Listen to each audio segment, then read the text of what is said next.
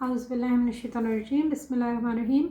इस वीडियो में मैं आपको कोविड वैक्सीन के बारे में बताना चाहती हूँ कि किसको लग सकती है, किसको नहीं, और ख़ास तौर पे जोड़ों के मरीज़ों में इसका क्या एहतियात है। तो सबसे पहली बात ये कि 18 साल से ऊपर उम्र के बंदों को लग सकती है। पाकिस्तान में 2 किस्म की मिलती हैं, एक चाइनीज़, एक रशियन। दोनों बहुत कामयाब हैं। शायद रशियन वाली मामूली सी बेहतर हो, लेकिन वैसे दोनों असर करती हैं।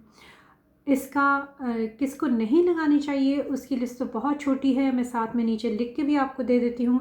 लेकिन बेसिकली किसी को अभी कैंसर हो, बोन मैरो ट्रांसप्लांट चल रहा हो, किसी को जिस तरह किडनी ट्रांसप्लांट, रीनल ट्रांसप्लांट वगैरह का कोई हो, या स्टेम सेल की ट्रीटमेंट हो, कोई जेनेटिक इम्यून डेफिशिएंसी या HIV एड्स के मरीज़, इसके अलावा हर किसी को लग सकती है।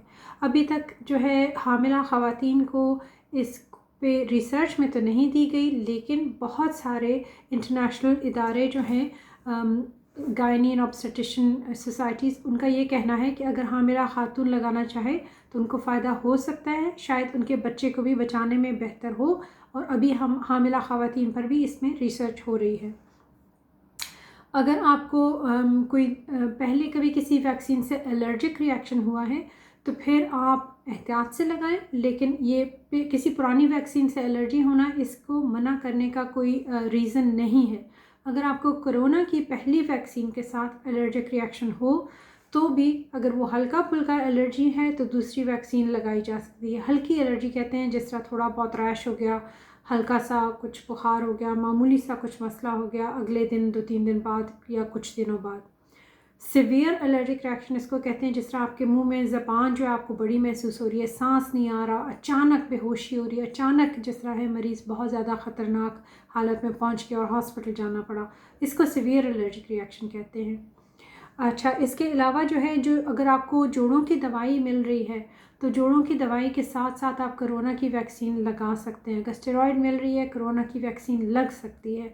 सिर्फ एक दवाई जो जोड़ों में इस्तेमाल की जाती है, मेथोट्रेक्सेट, जो हफ्तावार दवाई होती है, तो वो आप कोरोना की वैक्सीन लगने के 1 हफ़्ते बाद वाली डोज़ ना खाएं, बाकी जारी रखें।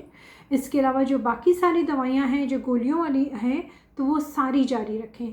कुछ बायोलॉजिक्स होते हैं, वो स्पेशलिस्ट का काम है, उसके बारे में भी मैं मालूमात आपको दे सकती हूँ अगर किसी को ज़रूरत है।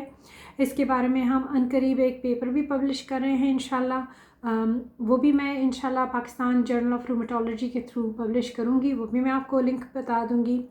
लेकिन बाकी जो है इसमें ख़तरे की कोई ख़ास बात नहीं है, इससे एलर्जी होने का ख़तरा बहुत ही कम है, इससे कोई और ऐसा नुकसान नहीं होता, वैक्सीन के लॉन्ग टर्म नुकसानात नहीं होते।